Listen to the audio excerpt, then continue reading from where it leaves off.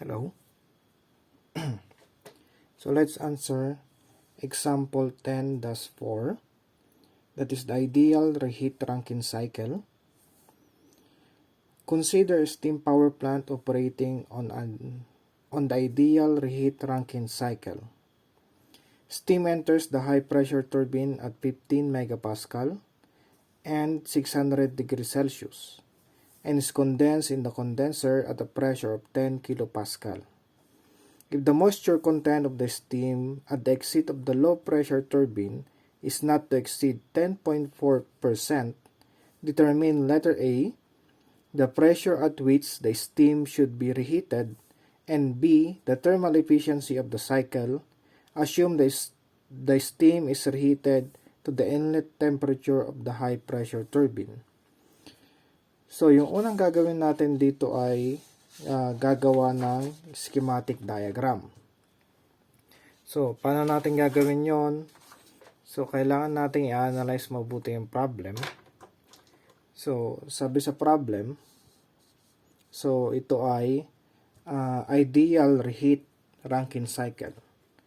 So, basically kapag reheat, nadagdagan lang ng reheater yung iyong simple Rankine cycle. Okay? So, paano natin gagawin yon? Sige. So, kapag basic, meron kang dito, meron kang boiler. Ayan. Tapos, meron kang turbina. Okay? So, ayan.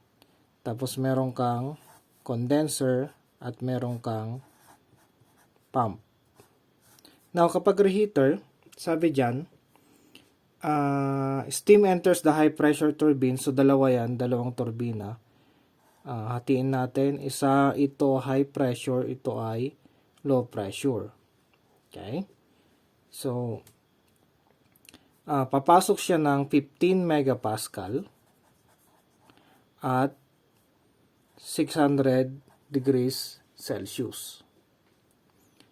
Tapos, ano pang sabi dyan? Condensed at a pressure of 10 kilopascal. So, dito, 10 kilopascal. So, dahil kapag heat exchanger, yung pressure dito saka palabas saka papasok parehas, kaya nalagay ko na lang sa gitna. If the moisture content of the steam at the exit of low pressure turbine, so ito yung high pressure, ito yung low pressure, yung exit daw niya hindi mag-exceed as exit dito ng turbina, yung moisture content hindi mag-exceed ng 10.4%. Okay? So, yan. Tapos, nasa na yung sinabing reheat dito? Okay. Yan. Okay. Now, may reheat ka dito, pupunta yung steam dyan, babalik sa boiler, i-reheat mo, tapos mag-expand ulit sa turbina. Okay? So, basically, yung steam mo ay pupunta sa high pressure, tapos babalik siya sa, hindi magko-continue dito, kundi babalik siya sa boiler, i-reheat, pupunta doon. So, yun yung schematic diagram mo. Now, lagyan mo na lang ng number. Okay? So, sa notation natin, para standard tayo, start tayo ng 1 after the condenser. So, lagyan natin ng 1. Sa lahat ng process, inlet sa exit ng process, lagyan mo ng state o kaya state points. So, 1, 2. May pump ka. Tapos dito, boiler. So, 3. Yan. Tapos, nag-expand siya at lumabas, bumalik sa boiler. So, gawin natin yan ay 4. Okay? Tapos, nag-reheat, pinainit mo ulit, naging 5. Then, nag-expand, naging 6. Then, balik siya sa 1. So, meron kang 6 na data points. Okay. So, importante yan. Now, yung kanyang TS diagram, ito naman yung TS diagram. Okay. Yan. So, saturated siya, malamang nandito, that is 10 kilopascal, that's 0.1. Tapos 1 to 2, pump, yan, to 9.2. Tapos nag-boiler ka, at 15 megapascal, pumunta doon, yan. So, nag-expand, okay. Tapos, ito ay 2, ito ay 3, yan. Tapos nag-expand 3 to 4. Yan. Tapos, a certain pressure, we don't know yet. Actually, yan yung unknown. Magre-reheat ka. This is 0.4 na. Magre-reheat ka, meaning tataas yung iyong temperature ulit. Pero yung kanyang pressure ay mas mababa na sa 3. Yan, nandito siya. Paganyan. Okay. Tapos, ito ay 5. So, 5 to 6 mag-expand. Yan. Medyo pangit yung drawing pero okay na yan. Tapos, yan. Ito ay 10 kilopascal. Ito ay 15 megapascal. Actually, hindi natin alam kung yan ay superheated o wet mixture. Pero sure tayo na ito ay wet mixture kasi nga meron siyang moisture content. Okay? So, ganyan. This is 6. So, yan yung schematic diagram niya. Okay. So, dapat may establish mo na yan kapag mali yung schematic diagram mo, mamamali ka na sa computation mo. So, ito yung schematic diagram ng libro. Okay. So, I hope nakikita ninyo. So, 1, 2, 3, 4, 5. Take note kapag boiler, reheater, condenser, heat exchanger yung mga yan, constant pressure, meaning yung 6 saka 1, parehas ang pressure. Pero ito ay pump, so hindi siya heat exchanger, kaya magkaibang pressure niyan. Pero yung 2 saka 3, boiler yan, parehas ang pressure. Sa problem, ang binigay lang is yung pressure ng papasok. Hindi binigay ito. Kaya lang, dahil alam natin ng boiler ay heat exchanger, yung pressure mo sa 3 ay parehas din sa pressure sa 2. Okay? Then, nag-expand ka. Kapag nag-expand, bumaba yung pressure. Okay? Tapos, nag-reheat ka. Again, reheater, parehas yung pressure mo. So, pressure sa 4 equal sa pressure sa 5. Yan. Tawag dyan, P, reheat. Then, low pressure turbine, mag-expand ka ulit until sa time na maging 10. So, yan. Ito naman yung kanyang TS diagram. So, importante ma-establish mo na yung dalawa na yan. At least yung schematic diagram. Parang roadmap mo to para ma-solve. Okay? Now, let's focus sa ano ba yung sinosolve. Before that, kailangan natin ano ba yung given. Okay? Yan. So, given. Yung given mo, so sabi ideal reheat trunking. Yan, ideal. Tapos, yung pressure mo dito, it's 15 megapascal. Tapos, 600 degrees Celsius. Ano pa, yung pressure after exit ng, or yung pressure sa exit ng low pressure turbine, ito yon, it's 10 kilopascal. Okay? Tapos, sabihin na lang natin yung Y. Yung Y ko dito is the moisture content. Yung nakalagay dito in percent, gawin ko ng into fraction, that is 0.104.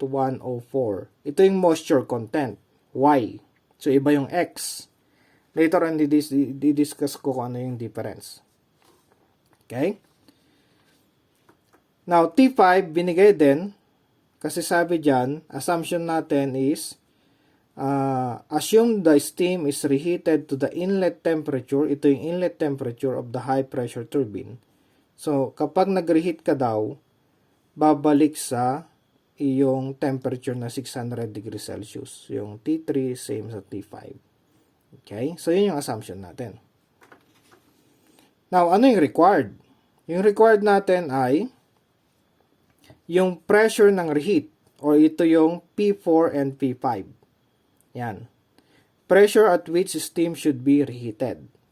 Okay? Tapos, thermal efficiency of the cycle. So, yan yung nire-required sa atin. Now, kailangan natin establish yung assumptions. Lahat naman ng computation natin sa Thermo 2, steady state or steady operating condition exists. Okay? Then, kinetic and potential energy changes are negligible. Yung change in KE and change in PE is almost zero. Then, nadagdagan tayo, steam is reheated to the inlet temperature of the high pressure turbine. So, yan yung assumptions mo. Okay. Now, ano yung governing equation? So, paano ba natin solve yung, ito medyo analysis to, walang equation na nakalagay dito. Pero yung thermal efficiency, meron tayong equation. Yun yung governing equation mo. Ito yon. Okay? So, 1 minus QR over QA. Okay? At ano yung QR or QA? Yung QA, yung heat added. Yung heat added, titignan mo sa diagram. Hindi na yung tulad dati. Again, don't memorize this formula. Titignan mo lang dito. So, yung difference nito kasi may heat added dito, lagay ko lang. So, meron siyang QA. Yan, QA sa boiler. Okay. So, may QA siya. So, yung kanyang heat added is equivalent to, na-discuss ko naman to last time, nanggaling ito sa energy balance. So, meron kang H3 minus H2. H3 minus H2. Okay? Small letter siya kasi nga per kilogram. Kapag nalagyan mo ng mass, yon magiging total na siya. Now, ano naman tong 5 minus H4? Ito yung reheater. Kasi nagbibigay ka din ng heat sa reheater. So, galing din sa labas yon. Okay? So, meron kang H5 minus H4. That is QA. Tapos, yung QR mo, yung rejected sa condenser yon. That is H6 minus H1. Okay? So, kapag na-solve mo to, kapag alam mo yung mga H3, 2, 5, 4, so actually halos lahat na, masosolve mo yung thermal efficiency of the cycle. Okay? So, yun yung governing equation mo. Now, ano naman yung, paano natin isosolve yung letter A? So, here's the solution. Okay? Solving for the pressure at the reheater. So, kapag pressure, titignan mo ulit yung schematic diagram mo. So, anong hinahanap? P4 and P5. Tuloy, the same sila. Ngayon, isipin niyo kapag may dalawa kang properties, ano yung mga properties? You have pressure, temperature, enthalpy, entropy, and so on and so forth. Kapag may dalawa ka, mahahanap mo na lahat. So, ano bang binigay sa 4? Sa 4, walang binigay, pero alam natin na ang S4 equals S3. Okay? So, yan lang muna. Pero masosolve natin later on yung S3 kasi nga given yung dalawang properties sa 3. Kasi nga isentropic na siya. Pero, wala pa ring ibang data. Kailangan pa natin ng isa pang property. Ngayon punta tayo sa 5. Ano ba yung meron sa 5? Sa 5, meron kang 600 degrees Celsius. Yan, 600 degrees Celsius. Given yan. Yan yun. Ito pala. Yan. Tapos, wala nang ibang given, pero alam natin na ang S5 equals sa S6. Ito yon. Okay, S5 equals S6. Okay. Kasi nga kapag mayroon tayong S5 at mayroon tayo nito, makukuha mo na yung pressure. Okay? Kaya lang, problema natin, wala tayong S6. Binigay lang yung 10 kPa. Yan. So, kailangan natin hanapin yung S6. Now, sa state 6, Ito, state 6. Dito tayo. Alam natin na yan ay wet mixture kasi nga meron siyang moisture content. Yan yon. Now, yung pag-solve ng S6 ay ito yon. Yan. Yung X, ano ba yung X? Yan yung quality of steam. Saan natin kukunin yung quality ng steam? Base yan sa moisture content kasi nga ang moisture content natin is 0.1 tapos meron tayong equation na ganito. Okay? Yung equation na yan ay yan. Yung equation na yan sinasabi lang dito 1 minus the moisture content equals the quality of steam. So, tandaan na yan. Okay? So, 1 minus the moisture content is the quality of steam. So, S6 now, meron kang nasa, anong value nito? 0.896. So, okay na tayo doon. Now, paano natin malalaman to? SF6, SFG6, makukuha mo siya sa state 6, ito 10 kilopascal. So, 10 kilopascal sa S6. Okay? Tapos wet. Wet mixture. Kapag wet mixture, punta na ka na kaagad sa saturation table. So, makukuha mo na yung ibang properties. Okay.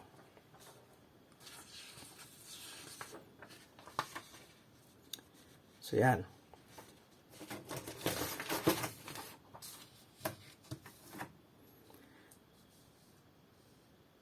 Okay, now, S6 is 0.896. Na ang pressure mo ay 10 kilopascal. Alam natin na wet mixture yan. So, pupunta ka sa table A-5.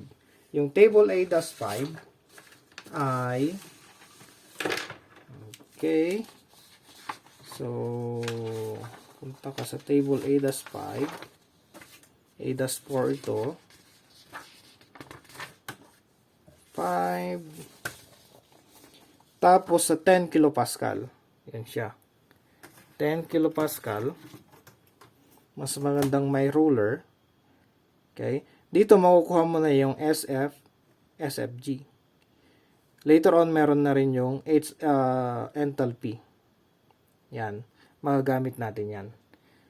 So, punta ka doon. Makikita mo yung iyong SF, SFG. Ito yung mga values niya. Yan. Okay. Now, substitute mo yung mga yung para makuha yung S6 kasi may equation tayo kanina. Yung equation natin kanina ay saan na yun? Ito. Yan yun. Okay. And ang S6 mo ay 7.3688 kilojoules per kilogram Kelvin. So, kapag meron ka ng S6, yan ay same sa S5, di ba? By the way, kinuha ko na rin yung enthalpy niya. So, yan. Same din siya, kaya lang sa enthalpy ka kumuha. Okay? SF6, S6, SFG6. Meron kang H6 na 2335. Yan. Kaysa kailangan natin ito mamaya. Pero for the meantime, ito muna. Yan. Now, sa state 5, again, sa state 5 meron kang 600. Tapos, alam natin, na-compute natin, S5 equals S6. Ang S6 mo ay ito. Yan yun. Okay, now, sa state 5, kailangan mong establish kung anong phase. Ay yung phase, kung yan ay wet mixture, saturated, or superheated. Ngayon, kapag yung 600 mo, yung temperature mo, lagpas sa critical temperature, ang critical temperature natin ay ito, 373.95. Kapag lagpas dyan, automatic superheated na yung phase ng steam mo, or water. So, kapag yan ay superheated, so pupunta ka sa A-6 na table. So, A-5 ito sa A-6. Yan. Tapos, dito may nakalagay na pressure, may nakalagay na temperature, pero temperature lang ang meron ka, 600, tapos kailangan mo anong pressure niya, parang ganon. Pero hindi pressure ang binigay, kundi, actually yun ang hinahanap mo, ang binigay ay yung ito. Ito, tama. Yan, 736.88. So, hanap ka, 736. Nasaan ba yung 736? Sa 600. Yan, 600.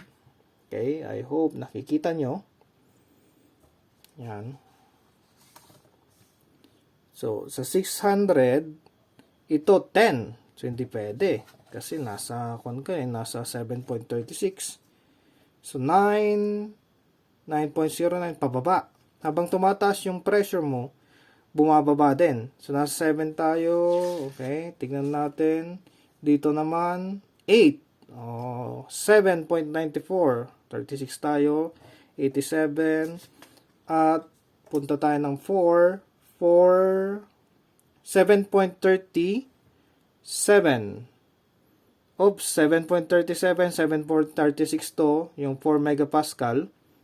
Tapos yung 4.5 megapascal, 7.3127.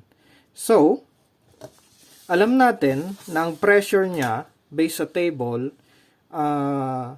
based sa S5, alam natin between na 4 megapascal saka 4.5. Pero kung titignan mo, sa libro kasi ang ginawa niya is 4 megapascal na lang. Kasi nga, malapit na siya. Itong 7.3706 ay malapit na sa 7.3688. Kaya ginawa niyang 4. Pero sa ating discussion, kailangan mong, para susunod tayo sa procedure natin, kailangan mong interpolate kasi hindi naman siya sakto. So, by interpolation, between 4 megapascal and 4.5, ito siya. Ito yung mga values na nakita sa table A-6. Okay? Mag-interpolate ka, malalaman mo na ang pressure mo ay ito. Actually, is 4 megapascal na yan. 4 megapascal, kaya lang again, sa ating discussion, para naman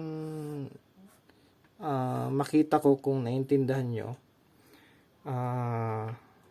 dapat 4.008 megapascal. So, yan yung sagot sa letter A. Okay, ito yan. Kinuha ko na rin yung enthalpy. Actually, nandito yan. Yan, in between. Okay, again, sa solution sa libro, 4 na ang ginamit.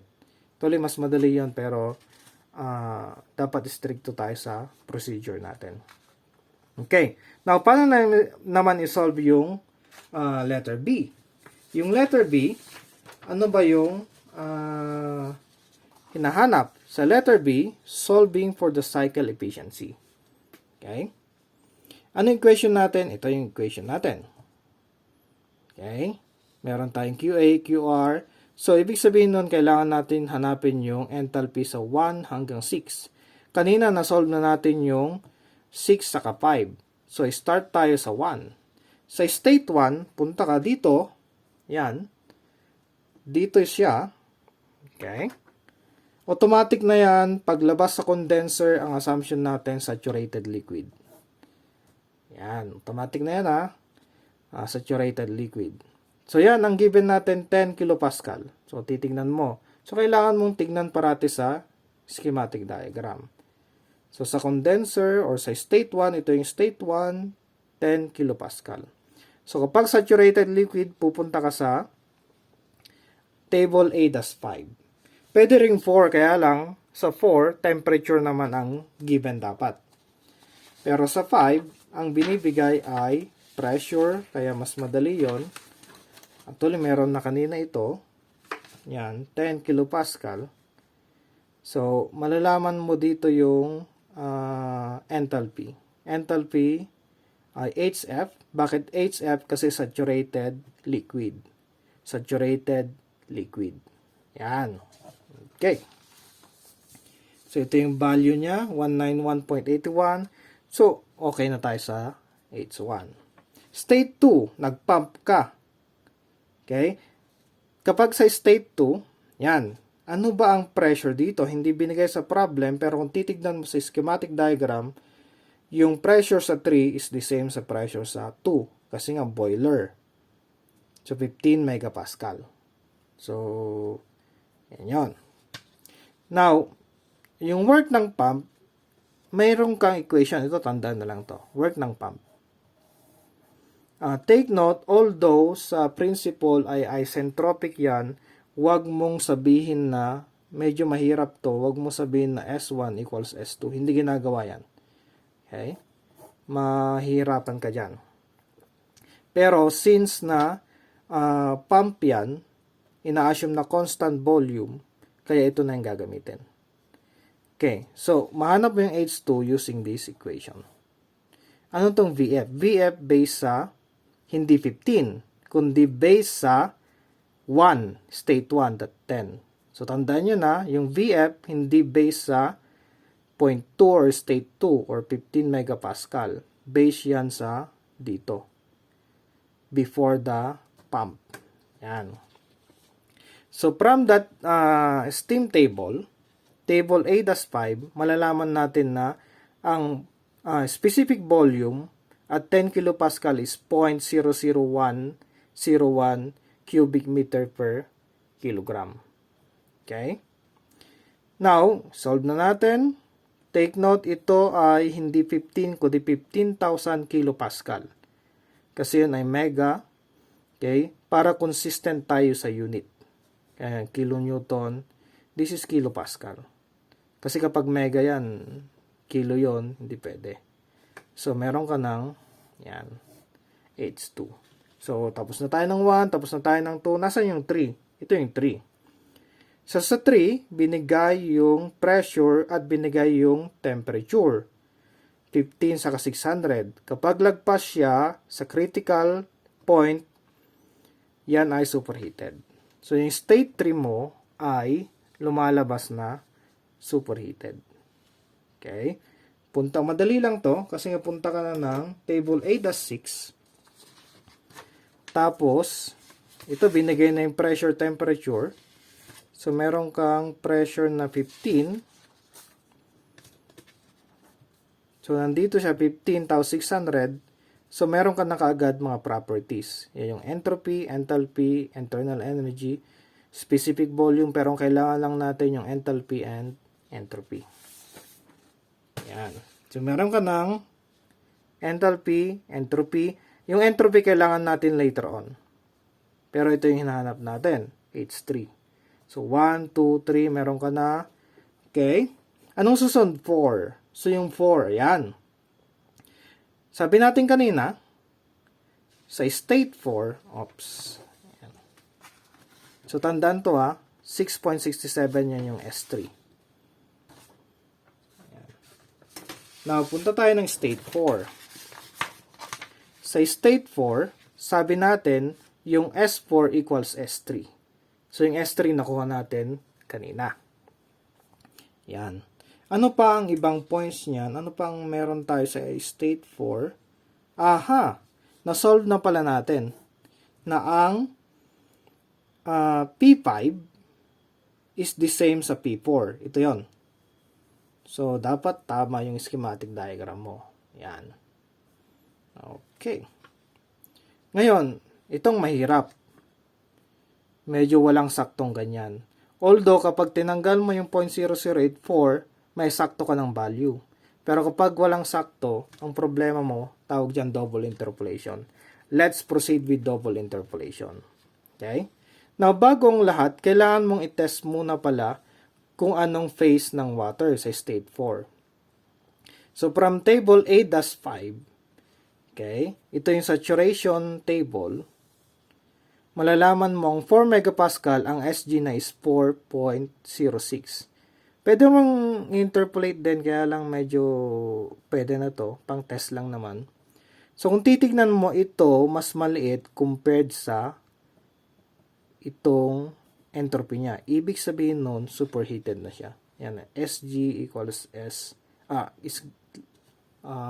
less than S4. Ibig sabihin nun, yung state niya ay superheated. Kapag superheated dyan, pupunta ka ng table A-6. Ngayon, walang 4.008 megapascal.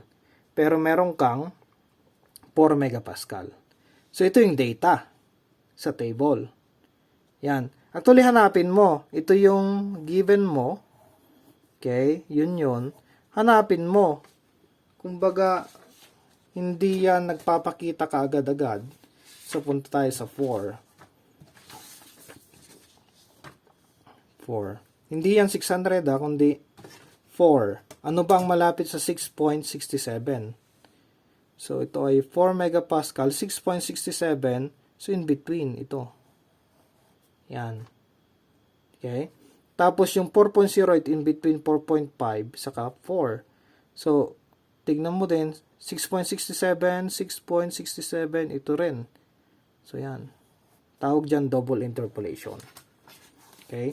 So, sa double interpolation, kailangan muna natin malaman to. Okay? So, yan. May value ka nyan. At 4 megapascal, 350. Ito yung mga value sa steam table. Interpolate mo, then you will have this value. Same as true with 4.5 megapascal. Okay? Yan. Then, meron ka ng ito, H4P. Tapos, mag-interpolate ka ulit. Kailangan mo lagyan ng table ito. Kasi 4, ito yon. Then, 4.5, ito yon. Kailangan mo hanapin in between. Hindi na in between or nasa, hindi. In between pala pero hindi siya middle. Then, you now have H4 na 3155. So, meron ka ng 1, 2, 3, 4, 5, and 6 enthalpy. So, babalik ka sa yung equation. Okay. So, ito yung summary ng mga enthalpy natin. Then, yung governing equation natin, ito yon. Kunin muna yung QA. So, H3, ito yon. Then, so on and so forth. You have QA, QR. Ito na rin yung QR. And, ibigay mo lang yung mga values dyan. I-substitute mo lang. Then, you will now have a efficiency na 44.97. So, that's the problem 10-4.